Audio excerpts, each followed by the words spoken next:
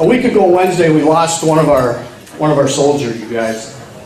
Roland Schaurette was tragically killed in a car accident. We have some of his family here, you guys. Thanks for coming. And if Roland has impacted your life in any way, you guys, whether it's been work or church or Bible study or friendship, would you raise your hand? I went to a funeral, his funeral on Monday, Tuesday.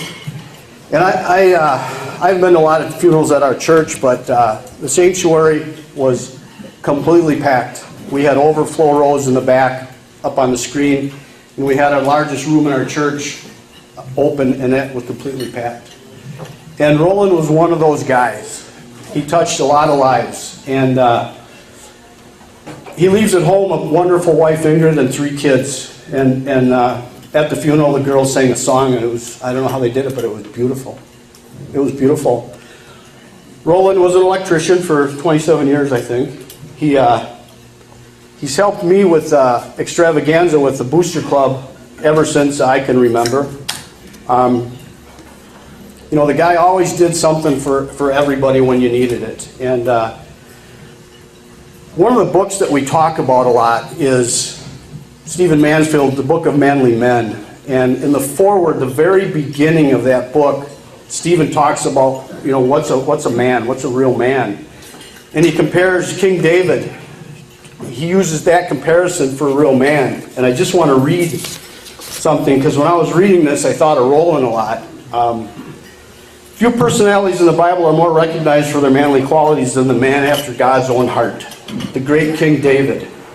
He's an extraordinary warrior, accomplished musician. I guess he can't clap though in tune, right, you guys? He can sing like a bird, but he can't clap. He sings in the worship music at our church.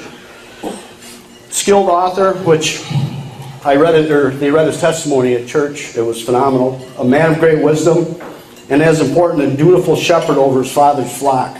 He was a gatekeeper in his house, you guys. I don't know how many times that we've ended the meeting and Roland would come up to me and we'd talk about the speaker, the message, and this big guy, you know, I don't know what he weighed, but he was 250 plus, and if it had a handle on it, he could lift it. And he'd come up and we'd start shortly conversing about the speaker that was here and the message, and maybe it was even after a sermon that Pastor Jim gave.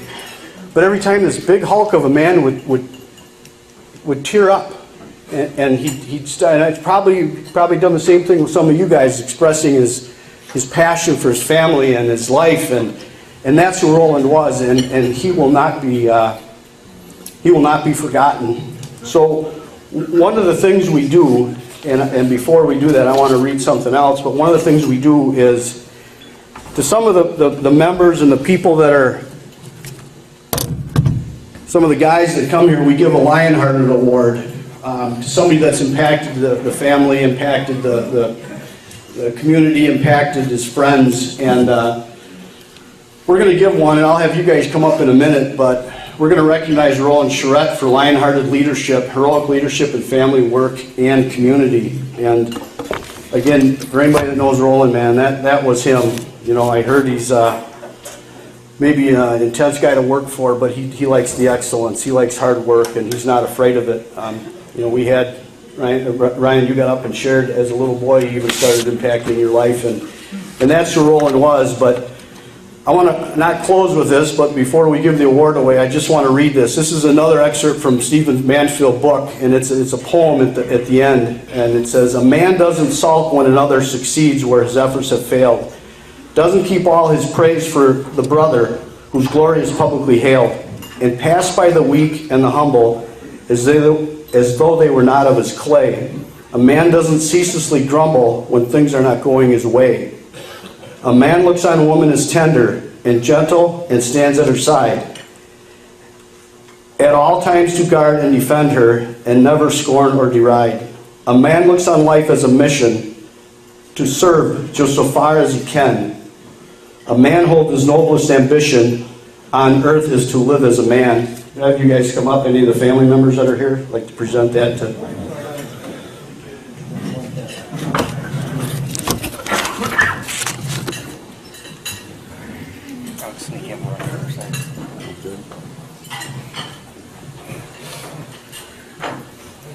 So you guys just, you know, remember the family in prayers. Remember the kids and Ingrid. Dick, I'll give that to you. This is Roland's father, uncle, sister, brother. Other brother. Other brother. From another mother. Yeah. But again, you guys, keep these guys held up in prayer. It's a tough time right now. As I mentioned, Roland will not be forgotten. He's touched a lot of lives, and he's a void right now, but he's probably up in heaven singing and maybe working on that bright white light and making it work a little better. That's how we do it. Let's give a round of applause to Roland and his family.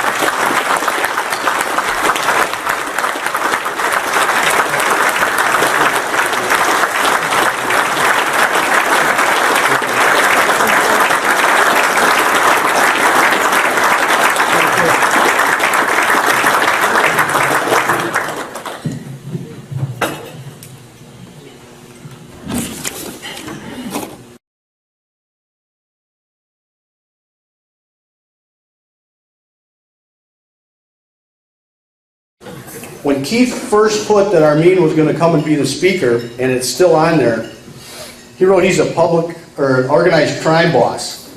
He didn't say former. So I'm surprised you guys all showed up. Just to clear the air, you're not, they're former, correct? You do not have to go move your car, you guys, no matter where you're parked.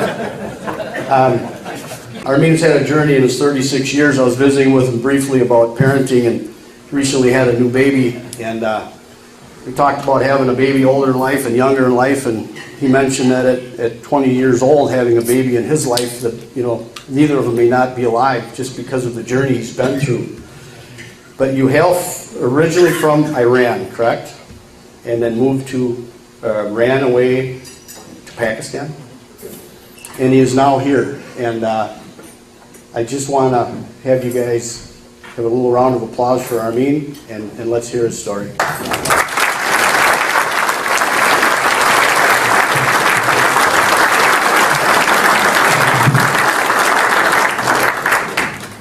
All right, well, how's everybody doing? You guys doing all right? All right. So I'm going to try to lose all the respect I have in this room by starting out the worst way any speaker should, by saying I'm a Vikings fan. There's no reason to boo. There's no reason.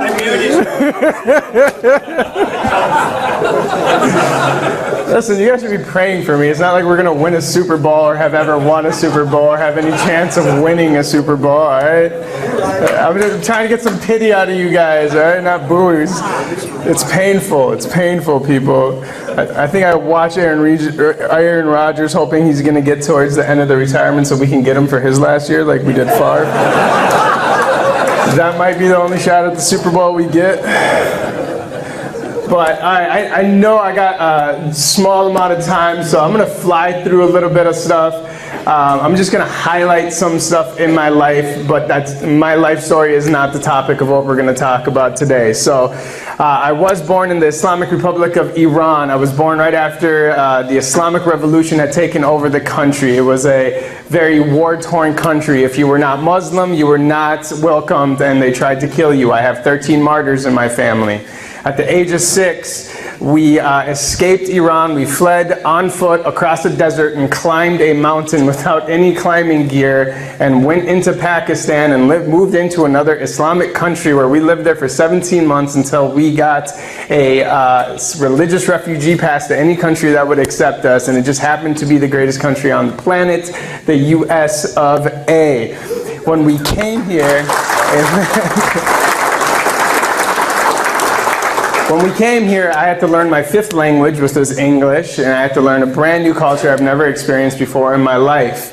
And everything was fine until I was 11 years old, and I realized my friend's mom, who I thought was dead, was alive because she pulled up in front of his house one day to pick him up. And I was like, hey, your mom's alive.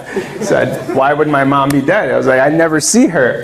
And he said, well, they're divorced. I never knew what divorce was. I'd never heard of the word. I still to this day don't know what the word is in my native language. Never experienced it, and I thought Americans were crazy. Why would people separate from themselves? Like, it just made no sense, and I judged American culture. When I was 15 years old, my parents started divorcing. how quickly my judgment turned back to myself and my own family. I loved everything about my family. I lived and died for my family. So when I started losing my family, I didn't know what else I had. So I had to pick a new life, and I had to find a way to find a new family. And I ended up hanging out with old friends, which got me into a criminal lifestyle. When I was 16, when I was 19, we got organized. When I was 26, I was running one of the largest organized crime syndicates in America that spanned from Nebraska to Pennsylvania. We were doing about $200 million a year in criminal enterprise money, all cash. We never touched hard drugs, but if we did decide to work with the cartels on any one of the many times they requested to work with me, we would have been a $1.4 billion organization overnight. Just to give you guys an idea how big this organization was. I was a terrible person. I should be in prison, and I'm not going to get into all of that with you.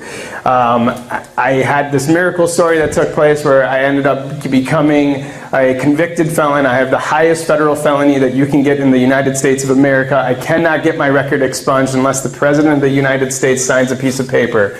So I was convicted, yet I did not serve prison time. That's a long story, which again I won't get into. Before I even got indicted, I got saved, and if there's anyone here who doesn't know that term, means I decided to put my faith in Jesus Christ and make Him my Lord and Savior and dedicate my life to Him, and then I got indicted, which was a crazy story, which I thought, God does not like me, and for good reason. After I got saved and the felony happened and I didn't go to prison, I ended up interning for a church who did not actually have an internship. I forced them to have one because I needed a place to figure out what this Christian thing looked like. They ended up hiring me a year later, and we ended up being one of the fastest growing mega churches in the entire country. And then after I left vocational ministry because I started a business with one of our elders, I built a company to a $60 million valuation in healthcare with the software that we designed, and then it eventually failed due to our CEO and our partner almost dying of kidney failure. All that to say is I've done everything from being a refugee to being a good kid who was a student, to being an organized crime leader, to being a student, to being a vocational minister where I was campus pastor of a campus that had more than 1,000 people attending every week. I've seen a lot, and I've been a serial entrepreneur now. Ironically, I work with law enforcement quite often. Yeah, I know. But here's the question I have for you guys. And this is not a rhetorical question. I want you guys to answer. Give me some kind of answer. What do you think I have seen to be consistently true and exactly the same throughout, no matter what industry, what culture, or what anything I've been a part of, whether it's criminal or ministry, business or nonprofit or otherwise? What do you think is one characteristic or something about humans that is always the same? And there's a lot of answers to this, but I'm just curious what you guys have to say. Somebody throw something out. Pride. You said pride too. What else? Love of Christ. Greed. Love of Christ. That's actually not true. I wish it was. I wish it was. I will tell you this. The one thing that I've realized is completely and 100% true, no matter what people group I've been around or what industry that I've been in, is that we all lie. Every single person in this room, and you're going to think this is an antagonistic or backhanded remark, I promise you it is not. Everybody in this room is a liar, including me. And I'm not trying to shame you, because the topic I'm trying to talk about today is shame, but I want to kill shame, not shame you.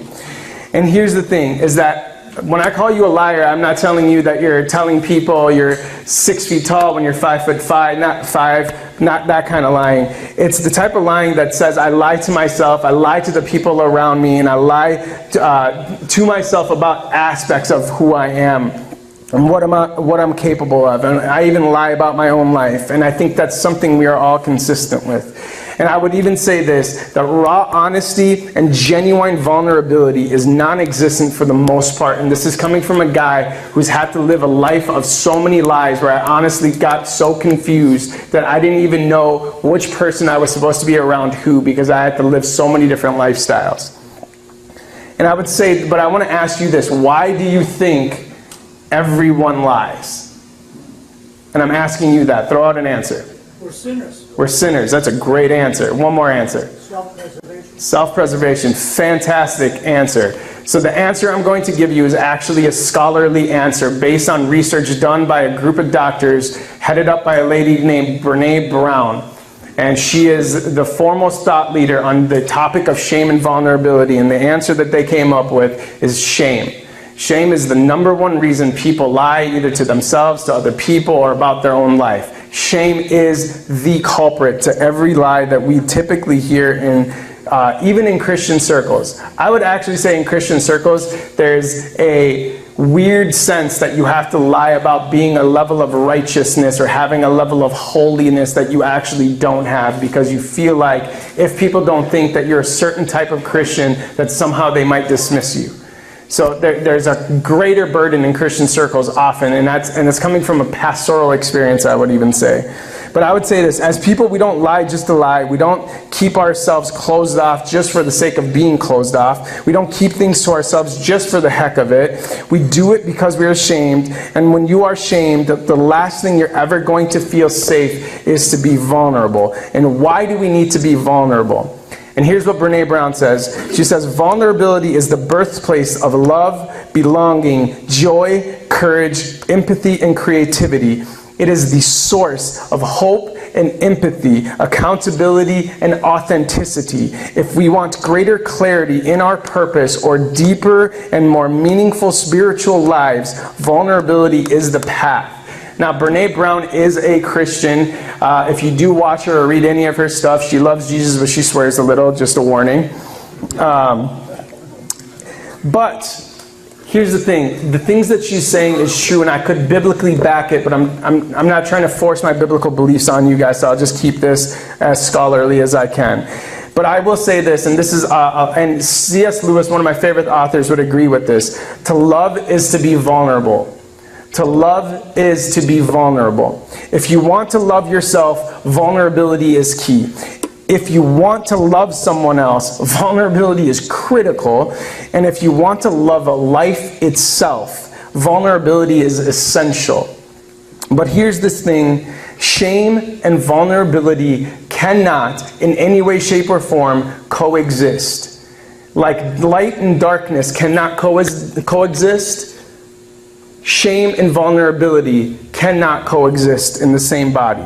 So if you want to know why most, if not every man in this room is not fully vulnerable, even close circles, shame is your answer. So feel free to disagree with me. This isn't about me being right. But there's an epidemic that is running rampant in the American culture of men, and I would say almost every culture across the world. And that is the way we shame each other. But I will say this just to be fair, more than half the time it is completely unintentional. I'll just skip some of these other quotes, but I will say this. They did this entire study, a group of doctors, scholarly psychologists, and they tried to answer one question, and which was, what are the societal norms for either men or women? And I'm skipping the women part because I was expecting an entirely men's group. So here are the societal norms that we have to live by. Whether you're conscious of it or not, it does not change the fact that these are the societal norms that we are basically pushed to believe on a daily basis, okay? You guys ready for this? Societal norms, 4 of them. Men always, so not most of the time, always have to show emotional control. 2, men always have to put work is first. Men, societal norm, pursue status. Men, societal norm number 4, they literally put one word, violence. I don't even know what that means. I think I'm supposed to punch someone to feel like a man. I have no clue. Everyone here can probably take me in a fight, so I'm not even going to try that. But think about that list. Always show emotional control, work is first, pursue status, and violence. Those are the societal norms that every single man in this room has to live by on a day-to-day basis. And if you look at my life, I did every single one of those things. And I pursued every one of those things and achieved every single one of those things, and I ended up suicidal. I put a gun to my own head and I wanted to kill myself after I threw myself a party that cost over $300,000 because I was really humble, and that's what humble people do, is throw parties to celebrate themselves. But at that party, I left my party, went to my hotel room, and I went to kill myself because I had attained every single one of those things. I always showed emotional control. I always put my work first. I always pursued my status, and I was a very violent guy. I did all 4 of those things, and what did I get? Yes, I made millions of dollars, but I had power. I had all these things that the world says will make you happy, but at the end of the day, I had a gun and I pointed it to my own head. That's what the societal norm got me. But here's the thing. I want you to understand this. I just want to focus on one thing. One thing out of those 4. Let's just, because nobody in here is probably going to get into organized crime, so you guys aren't going to relate to me, so I'm not even going to try to work that. But the work is first. There's hard-working people in this room, yes or no? Yes. Yes. Is there extremely hard-working people in this room, yes or no? Yes. Okay. So, work is first is not something that we could easily say, no, that's not a part of our society. It is. But here's what's not first. Here's what society does not push on you to say is first. We don't say God is first. We don't say family is first. We don't say love is first. Loyalty is first. Being present for the people that you love is first. None of those things are societal norms. Work is first. How many people in this room can confidently raise their hand and say, my wife would be happy to know that she comes second to my work?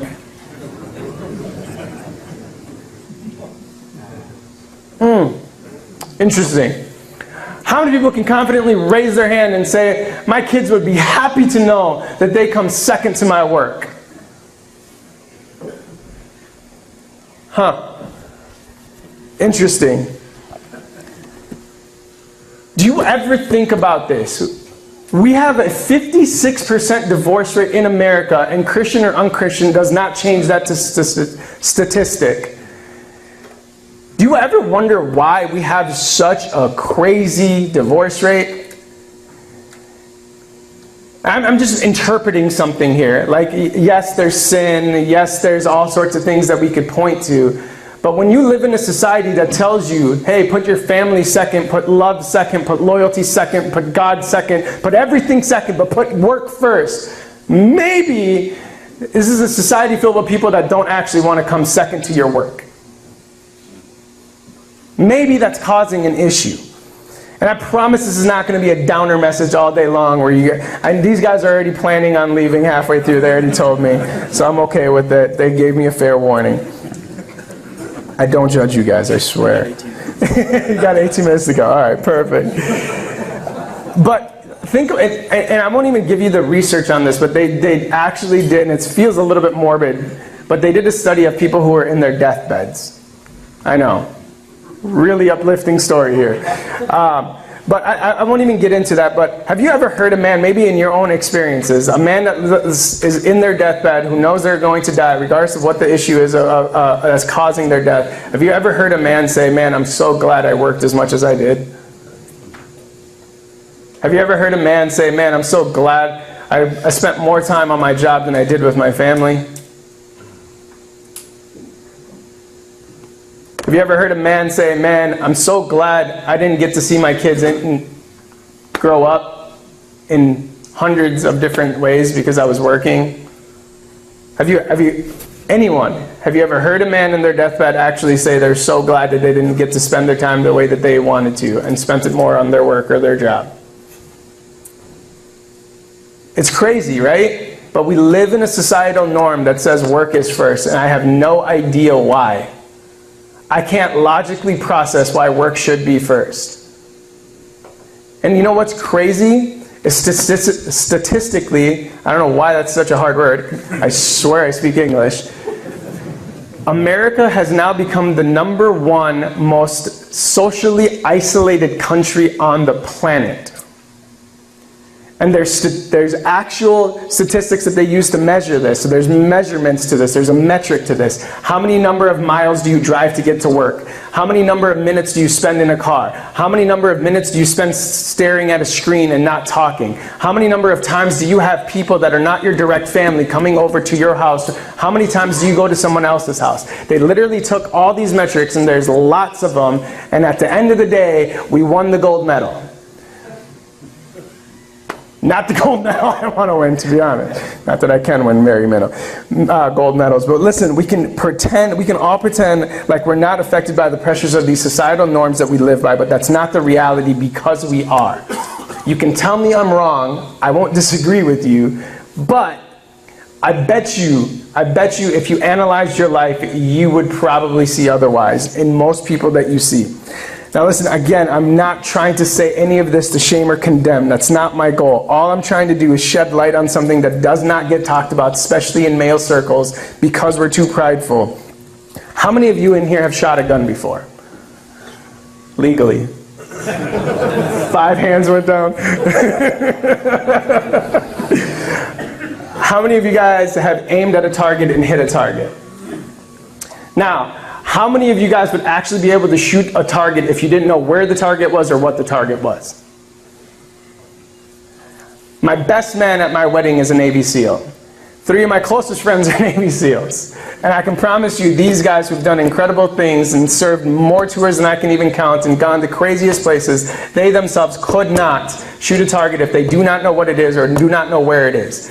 And there's something that's been plaguing us as men for years, since the day of our birth, and that thing has been shame, but we didn't know where to shoot our guns. We didn't know where our enemy was. We didn't know how it was affecting us. We didn't know what it was doing to us. So all I'm trying to do is tell you there's a big target, and it's called shame, and it's radically impacting your life. Now I just want to help you guys pull out a gun and kill that thing.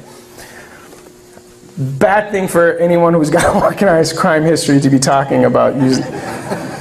And Middle Eastern, right? It's like, all right, you're a terrorist and potentially a criminal, and great. Yeah, a Vikings fan. And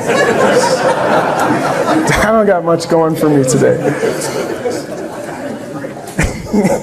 But that is the issue with shame and vulnerability. You know what I'm saying? Especially with guys, we try to pretend like we don't have shame. We don't, and I'll make it relevant. I'm not.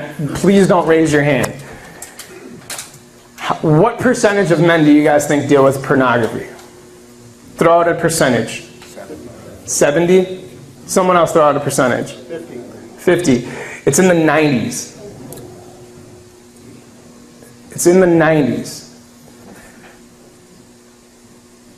I don't know many people that struggle with porn that are actually like proud of it. You know, I don't see a lot of people posting on Facebook, check out this new porn I'm watching today. Do you know what I'm saying?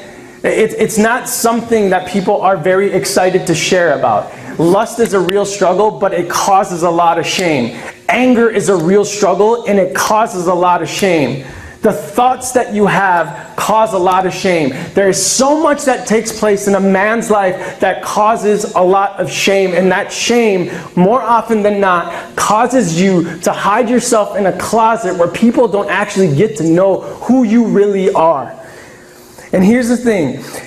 Brene Brown and all her doctors try to put this thing in a most simplistic way possible. She said if you were to put shame in a petri dish, it would need 3 ingredients to grow exponentially. It would require secrecy, silence, and judgment.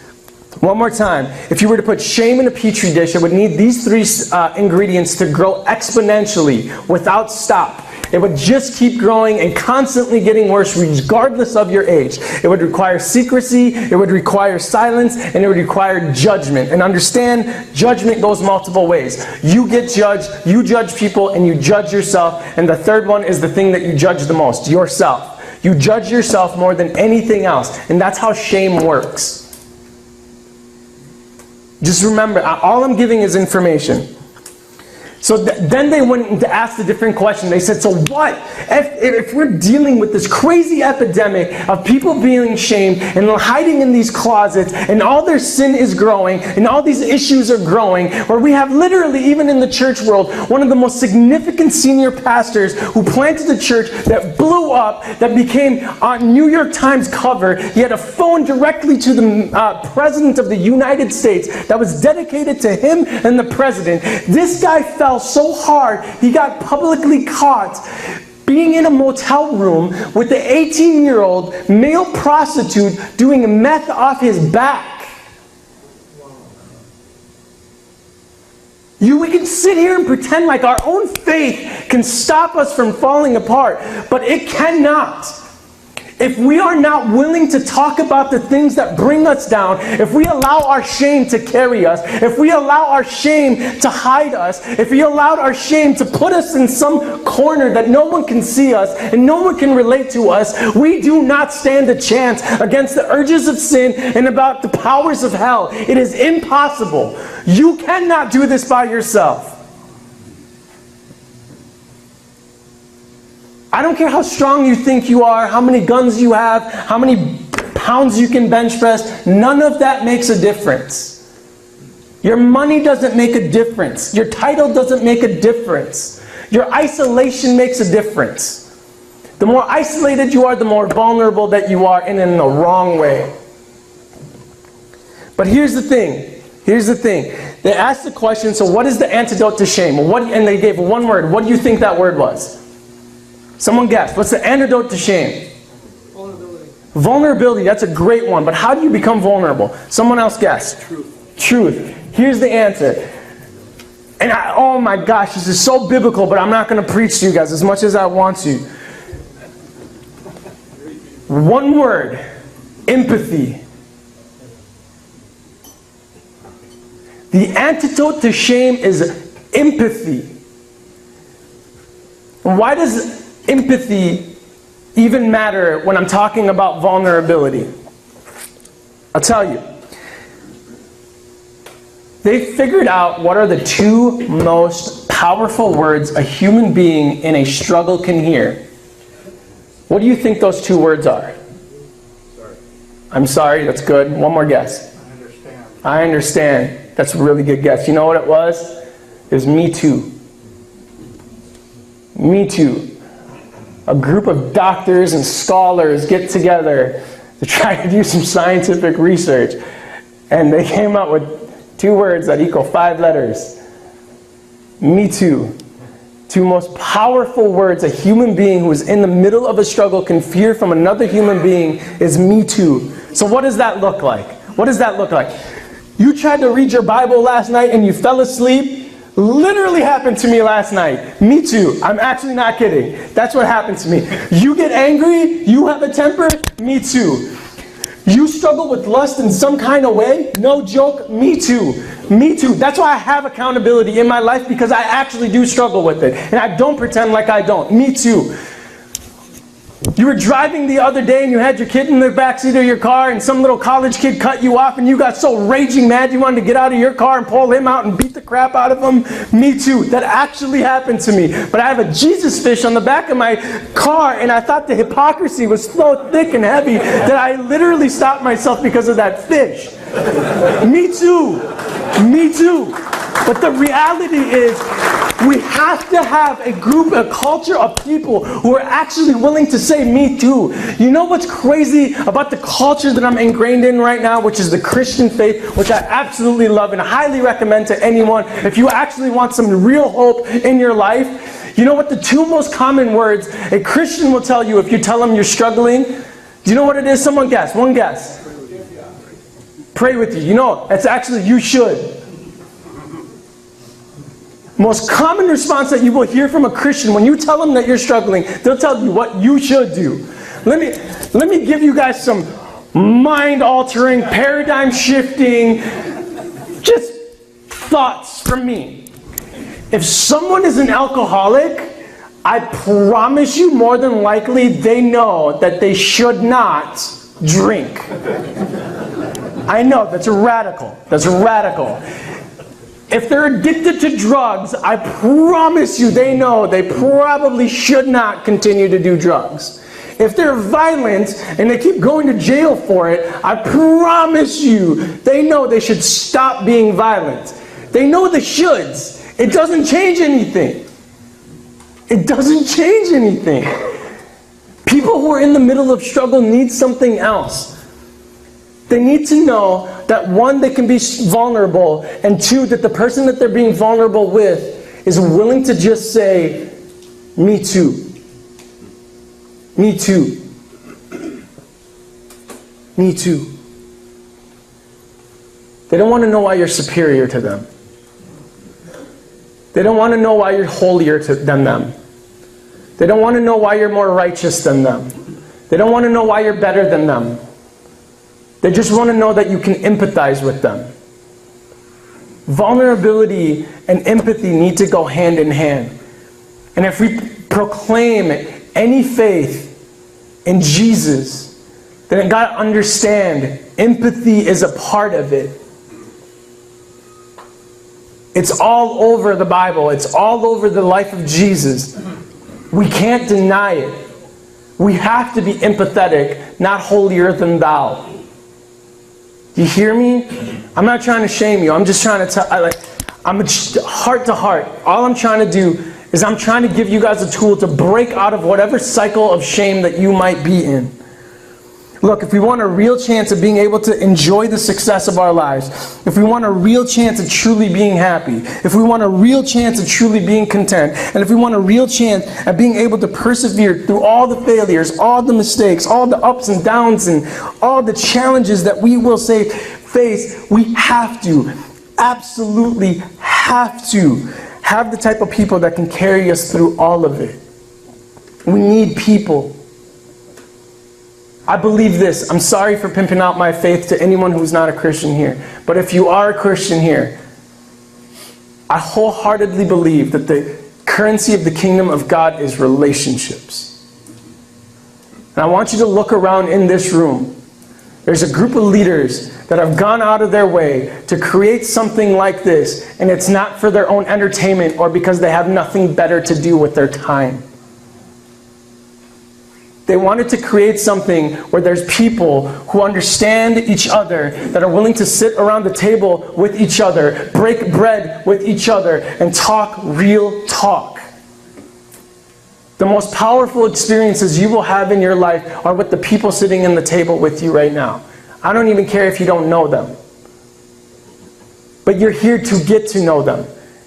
And if this is the only time you get to see them, you're probably missing out on some of the greatest aspects of life. Exchange numbers today, emails, AOL Instant Messenger. I have no idea what you guys use. Communicate. It is a communication era. It is so easy to communicate. It is so easy to meet. We're going to have cars that drive us. We don't even have to drive soon. That's crazy. It's not difficult to connect. And I don't mean via social media. I mean face to face, man to man, heart to heart, soul to soul, connect. This is why groups like this exist. I didn't even ask him if this is why groups like this exist, but I can assume and I'll feel fine confidently saying that. Look, I'll give you my 2 takeaways and I'll end on this. Takeaway number 1. We all need to find the people that we can be raw and real with, but that takes risk. It's not going to magically happen for you. You have to make it happen. Take the risk and take the first step yourself. If you want to be vulnerable, if you want to have a breakthrough life, you got to take the risk. You can't just sit around waiting for everyone else to take the risk with you. You do it. You own it. It's your responsibility, and it'll be the greatest thing that you do. 2, please, if someone, anyone comes to you and is taking that audacious risk of stepping up to you and being vulnerable and sharing their struggle with you, please don't be the typical man that tells them what they should do. Please don't. Be a Me Too society. Be a Me Too culture. Be an empathetic culture. Empathy will give more hope to the people that you talk to than any advice that you can possibly give. It actually gives you a foundation to give advice in a way that they will actually retrieve it from you or receive it from you. Be a Me Too society. And I'm going to end on this story. If you want to know what saved my life, if you want to know what absolutely rocked my world, being an organized crime leader, being violent, being angry, being bitter, having all sorts of money and power, doing whatever I wanted to do before I was ever indicted. I could literally go anywhere at any time. But I was completely lost, completely hurt, completely broken. Do you know what it took to rock my world and completely change me? I walked into a Me Too church. I walked into a church and I was open with certain people and I waited for their judgment and I risked my life by telling them who I was. And you know what they did? They empathized with me and shared some struggles which were completely furthest from actually empathizing with me. But they went so far out of their way to make me feel at home and make me feel like I wasn't some kind of outcast, that I could not help but come every chance I got to be around them. And you know what's craziest? Is they started introducing me to this character, this guy, this man God. And I started learning about him and I started realizing what he was all about. And you know what I realized is that I wasn't learning about some deity that was so distant, that was so far away that I could not touch him and I just had to worship him all the time and do all the right things. All of a sudden I start realizing that there was a God who decided to come down from his throne and come into this world in the most vulnerable state a human being can possibly be in as a newborn child. You poop yourself, you pee yourself, you puke on yourself. You're not powerful, believe me. I just had a newborn a month ago. They can't do much. They're completely dependent on, my child is completely dependent on me and mostly my wife. I'm kind of a cheerleader. I feel like a baby owner more than a dad right now with one of my kids. But do you know what I'm saying? He came into this world and saying, in the most vulnerable state, I put myself into your hands. And he went through the struggles that we went through. He was tempted like we were tempted. He fasted for 40 days and literally dialogued with Satan himself, tempting him with the world and saying, I will make you king. And time again, he took his struggle and rejected it. And said, nope, I'm not going to submit to that. But think about that. We have a God who came into this world so we could struggle, so he could be tempted, so he could see sin, so he could experience it, so that he could empathize with each and every one of us. That is the most radical love I have ever heard of in my entire life. And then he put himself on a cross and died the most vicious and brutal death a human being could ever have. When I was 4 years old, I watched a man get whipped to death 4 feet away from me. And after it was done, I went to wipe my tears and realized I was wiping blood off my face. When I tell you I know what it looks like to see that kind of torture, and I can envision in my head what Jesus Christ went through, just so every single person in this room, every man in this room could know how loved that you are regardless of your sin, regardless of your struggle. That he came to fight and die on behalf of your sin. He didn't come to die on behalf of your sin so that you can hide it.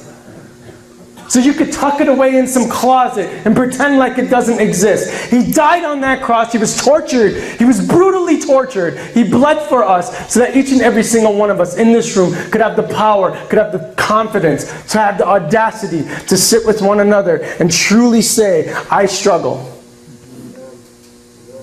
I struggle.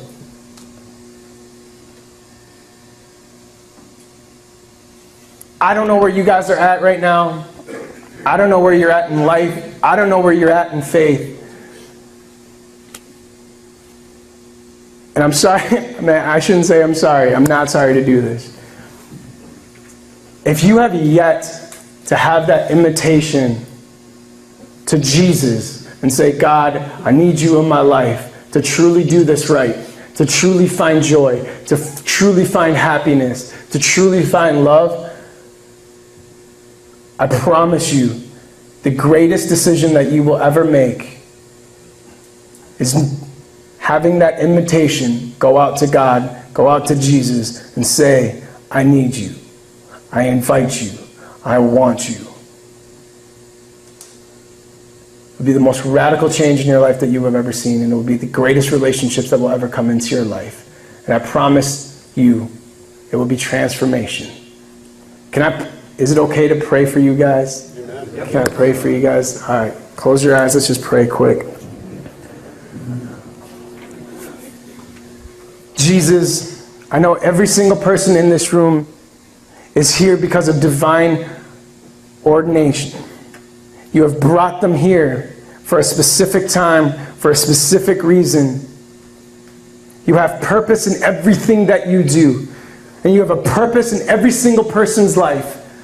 You have destined each and every single person in this room. There's no one in this room that you have not destined for greatness. So God, I just pray that you use this moment, that you use this group, that you use these people, that you use these relationships to bring in a powerful, transformational move of God in the life of this people right here and in this group right here. I pray that there be breakthrough in every single person's life. I pray that there's breakthrough in every single person's business. I pray that there's every sin that people are struggling with literally fall apart and go into a grave, never to come back again, because they will be willing to be vulnerable and have real relationships with real conversations and real confessions. God, I pray for miraculous healing in every single person's mind, body, heart, and soul. God, I pray that this community right here be so connected, be so vulnerable, be so audacious, that this group right here in the middle of Wisconsin become the group that make your name famous above all other names in this world and the world to come. So God, bless them, guide them, lead them, and bring into them transformation and new beginnings. In Jesus' name we pray. And all God's people said, Amen. Guys, thank you so much for having me.